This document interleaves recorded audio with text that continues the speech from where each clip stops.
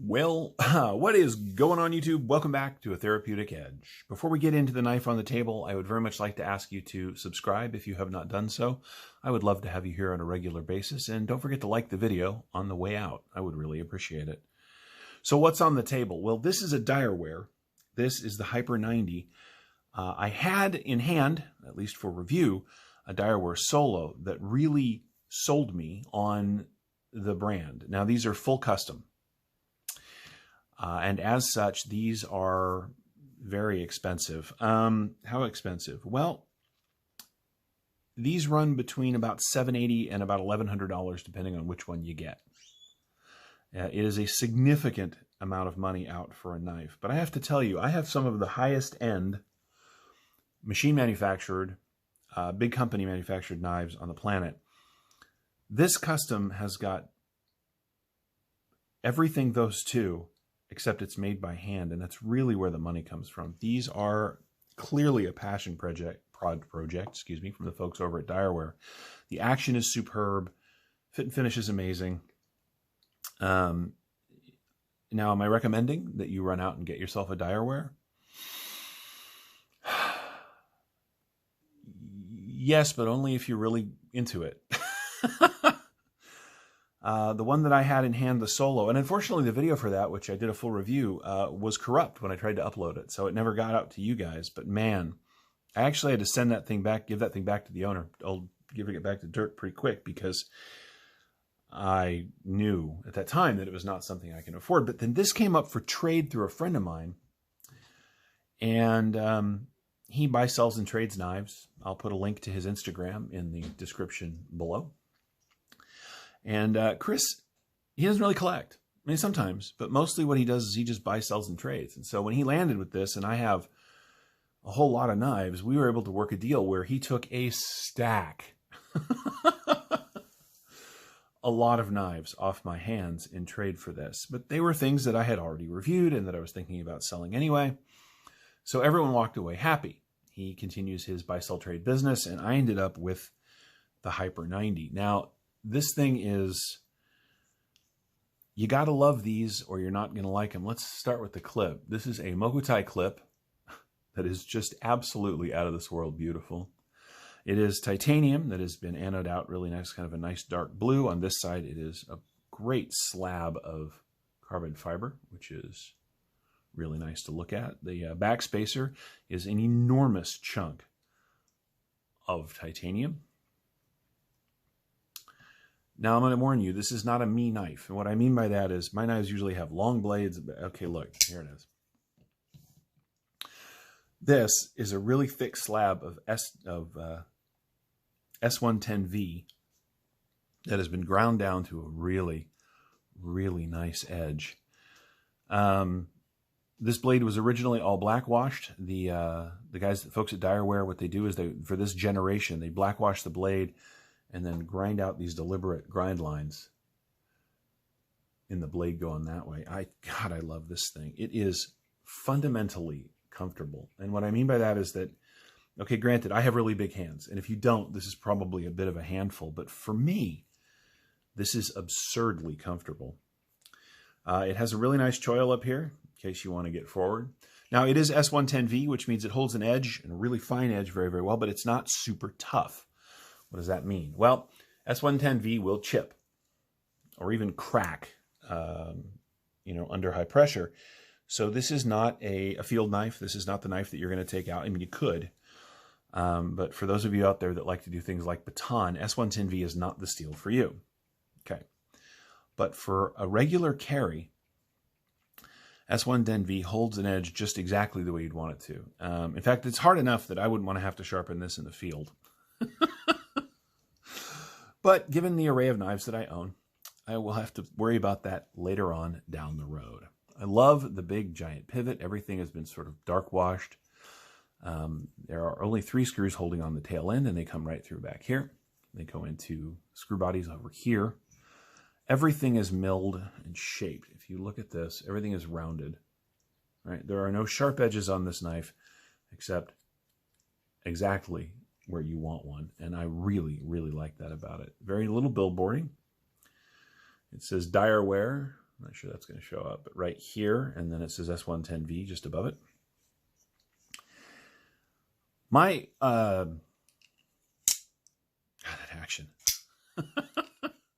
This thing is running on enormous ball bearings. I took it apart and cleaned it when I first got it. And the ball bearing races are just, they're huge. It was just a joy to take apart. And it went back together. You know, custom knives, because they're custom, they can make adjustments as they're making them. And that means that when you take it apart, it may be a little finicky to put back together. That can be the case with customs, even the high-end ones. This thing went back together like a riot.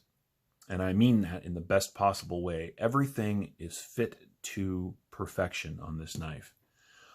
It's really, really nice to find. So what are my other customs? Well, I've got my Hoback A10.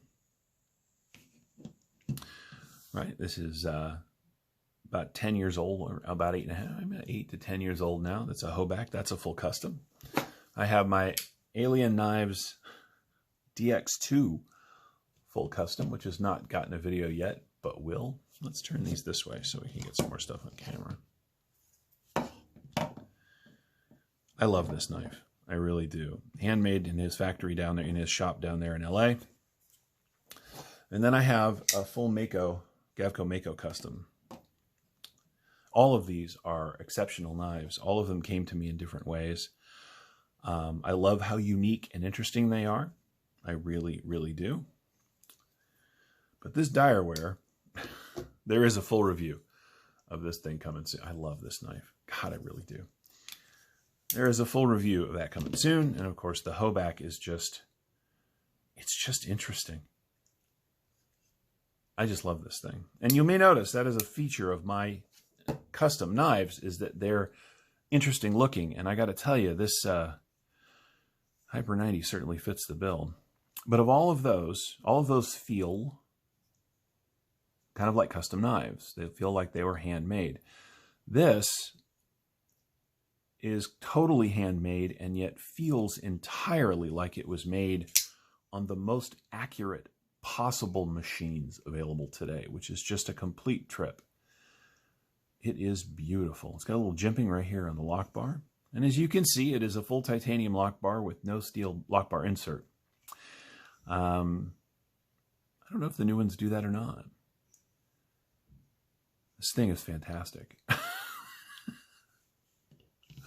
I wish you all could get one. I do. I know that at $700 to over $1,000, these things are going to be cost prohibitive for a lot of people. And believe me, I couldn't have afforded this knife. I'm telling you, when I tell you a chunk of my collection went to obtaining this, know that I'm being serious. But sometimes you got to do kind of crazy things to get something new and cool. And this definitely qualifies. So you've seen it up against some of my customs. Let's do some standard size comparison stuff. Here it is against PM2. As you can see, the Direware is, we line it up. Direware is considerably shorter, right, in all regards than the PM2. Excuse my arm. Here it is against the Para 3. It is bigger than a Para 3. And of course, it's immensely taller, right? These Spydercos are sort of known for their kind of awkward carry profile, to coin a phrase from Metal Complex. But yeah, I mean, the Direware is just enormous by comparison. It's not that much bigger lengthwise, but it's just so much more knife. Let's get the basic specs out of the way. All right, you get 1, 2, just over 2.5 inches of cutting on 1, 2, 3, just at 3 inches of S110V. The grip area from behind the flipper, 1, 2, 3, right out to the edge of 4 inches. You know, I mean 3. So it's really, really comfortable. Hello, cat.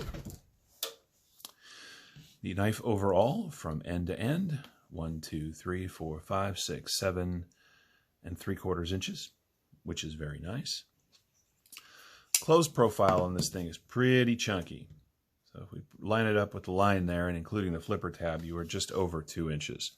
So this thing eats up a lot of pocket. But I got to tell you, with this fantastic Mokutai clip, That is so pretty. It just sits in the pocket beautifully, and it is relatively deep carry. I don't have, do I? What do I have?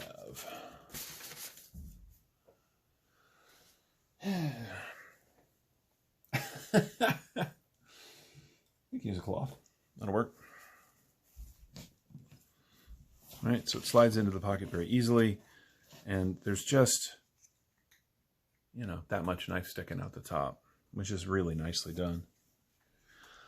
I've carried this thing a bunch. I have used it.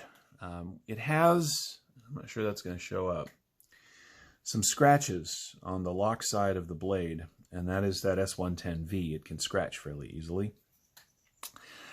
And when I first saw that, I was like, oh, man. And then I thought about it and realized that because I traded a bunch of knives for this, and because it's got a little wear on the blade, what I have is a full custom Direware user.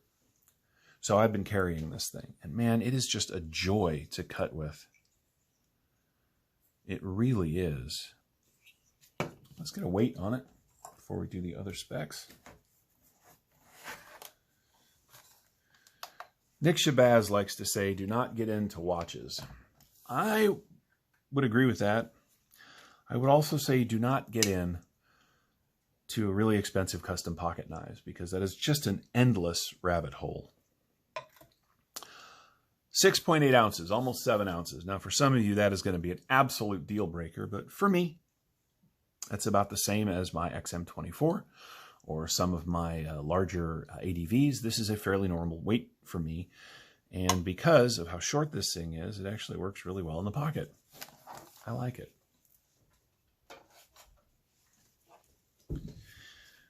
Beauty is subjective, and I got to tell you, in this case, some people are going to look at this with its really stubby... wasn't closed all the way. With its really stubby blade, and say, oh, that's the proportions are all wrong. And, you know, I'm not going to lie to you. When I saw pictures of it at first, I agreed. But having had it for a while, man, this thing is really good. So let's see. How much S110V do you get?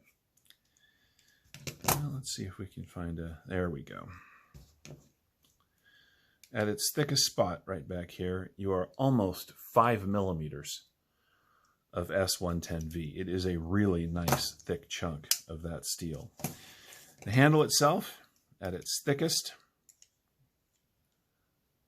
is 15 millimeters, or over ½ an inch. Yep.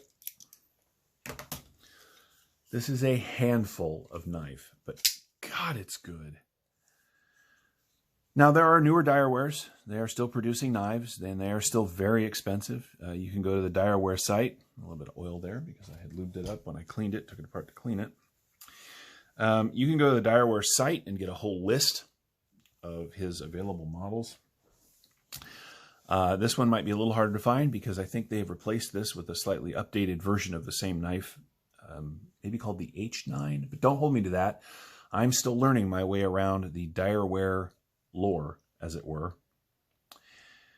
You know, here's the thing. You can get, you know, this fantastic Alien Knives custom, full custom for, you know, $300-400 if you're interested. You can pick up these Makos for, you know, $300-500 if you're into that kind of thing, depending on the condition and how it is. These Hobacks, and he's got an A8, an A10, a Slimline, a whole bunch of varieties of these that are out there. You know, run from $450 up, depending on what you get. Of course, I love this plain Jane version. You don't have to spend $1,000 to get into a good custom. But if you start down the custom road, based on what I have witnessed online and with other collectors, this is sort of where you end. I love this knife, and I'm glad to have it in the collection. I recommend the brand only because Direware makes phenomenal knives. I do recognize, again, that this is not going to be the knife for everybody, but it sure is for me. Anyway, this has been the Direware Hyper 90. It is the newest addition to the sort of custom collection that I have. It is a spectacular pocket knife. If you're interested, look around. Maybe you can find yourself one. If you have any questions about this one or any of the knives you've seen on the table today, feel free to hit me up. I'm happy to answer any questions you have. We're going to go ahead and wrap this up. Thank you so much for watching. I have really enjoyed sharing this with you. Have a great rest of your day. We'll talk to you guys next time.